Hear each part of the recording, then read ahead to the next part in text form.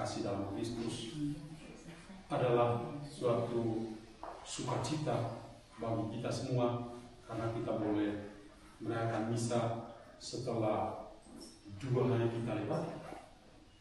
Tapi peran Ekaristi kita pada saat ini memang sangat bermakna, karena kita merayakan misa di tempat yang kudus.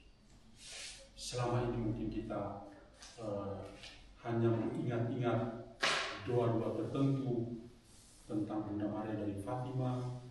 Kita mungkin mengingat kembali cerita-cerita tentang Fatima.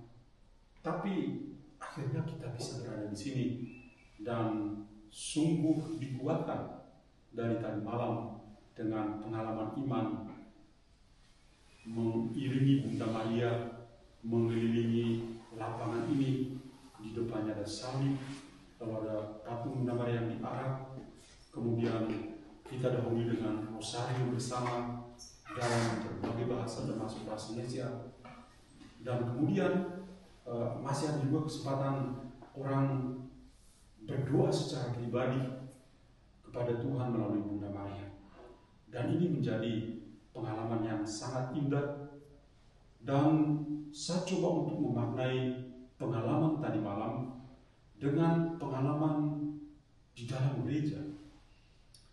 Ketika Santo Paulus dan Barnabas itu sudah dipilih oleh Roh Kudus dalam sebuah doa di Antiokhia di Syria, Roh Kudus berkata, khususkanlah Barnabas dan Paulus untuk tugas yang telah kutentukan bagi mereka.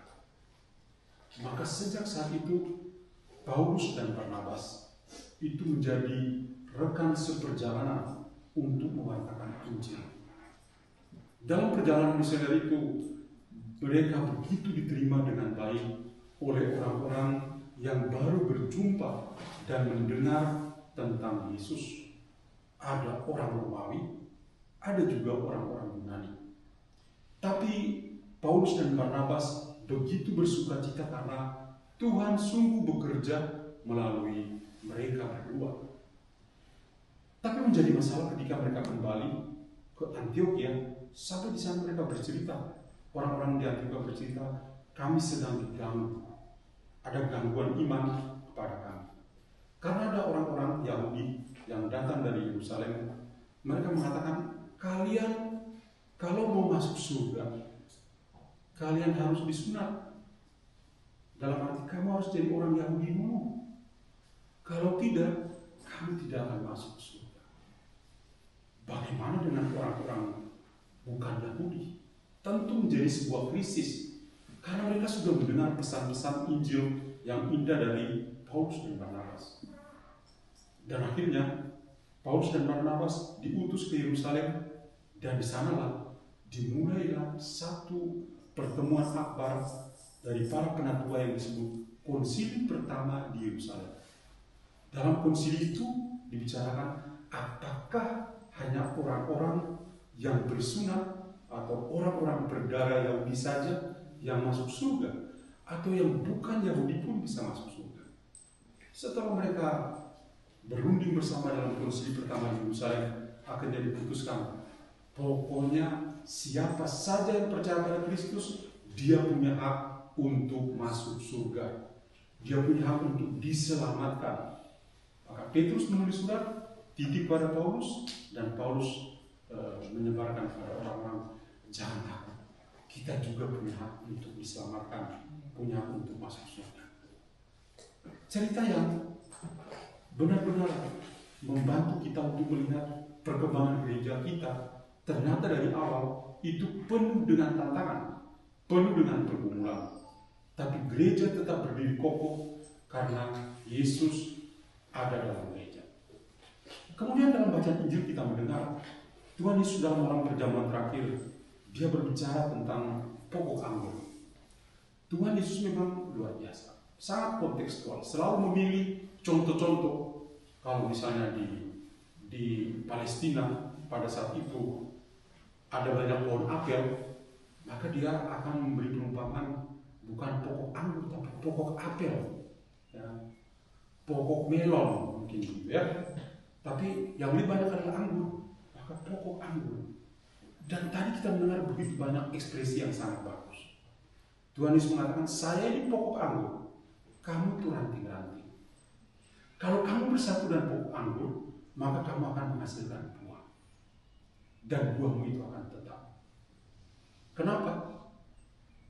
Tadi di ayat yang kelima, dia ungkapkan dalam bahasa yang tadi malam kita mendengar, ada bahasa Latin. Di sini saya ungkapkan dalam bahasa Latin, sine nihil potestis facere. Jauh dari aku, kamu tidak bisa berbuat apa-apa. Sungguh ini adalah perkataan yang benar-benar meneguhkan kita. Jauh dari Yesus, lepas dari Yesus, kita tidak bisa berbuat apa-apa. Para rasul ketika mereka lebih dahulu pergi meninggalkan Yesus, pergi ke Danau Galilea, mereka benar-benar bergumul karena ada angin sakal, angin taufan di tengah laut, dan mereka tidak bisa maju. Kenapa? Karena tanpa ada Yesus di sana. Setelah Yesus bangkit, Petrus dan teman-temannya pergi ke Danau Galilea mau tangkap ikan. Semalam-malaman mereka tidak tangkap sesuatu. Baru ketika berjumpa dengan Yesus, mereka bisa menangkap 153 ekor ikan. Jadi lepas dari Yesus atau jauh dari Yesus, kita tidak bisa berbuat apa-apa. We are nothing. Tapi untunglah bahwa kita selalu bersama Yesus dan bisa menghasilkan buah yang berlimpah.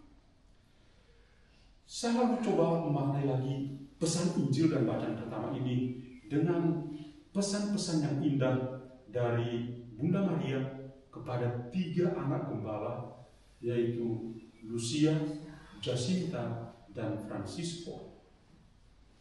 Dari pesan-pesan yang Bunda Maria sampaikan di Fatima selama 6 bulan berturut-turut, kemarin juga kita dengar, kiranya pesan yang pertama yang perlu kita ingat adalah pesan pertobatan. Pesan pertobatan. Tahun 1917 itu sudah diambang Perang Dunia yang pertama. Situasi dunia tidak ada kedamaian. Ada blok-blok untuk bisa saling berperang. Karena itu, ketika Bunda Maria menampakkan diri di sini, dia sudah menekankan perlu ada pertobatan.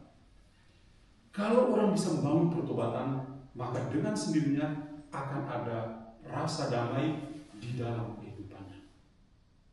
Maka pertobatan untuk orang-orang berdosa. Kita berada di tempat kudus ini akan tetap memanggil kita bagaimana kita melakukan pertobatan kita yang radikal, yang sampai ke akar-akarnya tentang kehidupan kita dengan berbagai kelemahan manusiawi yang kita miliki. Pesan kedua yang bagi saya juga penting dan menjadi buah dari bacaan kitab suci hari ini adalah pesan doa. Doa juga merupakan satu pesan yang penting di Fatima ini. Setiap orang yang datang ke sini, mereka pasti isi dengan doa. Kita pagi ini juga mengisinya dengan doa, dan doa yang paling tinggi adalah berekaristi bersama. Maka satu harapan adalah setelah kita kembali dari atau meninggalkan tempat ini, kiranya semangat doa yang kita bangun dan kemarin kita jalan saling bersama dan kita sungguh menikmati tadi malam dalam rosario dan perjalanan bersama Bunda Maria juga sangat kita nikmati, dan juga semoga dengan misa ini juga membuat kita semakin teguh dalam doa-doa kita. Dan kiranya doa kita itu betul-betul berbuah di dalam kehidupan. Kenapa? Sine nihil potestis facere. Terlepas dari aku, kamu tidak bisa berbuat apa-apa. Tuhan memberkati kita semua. Amin.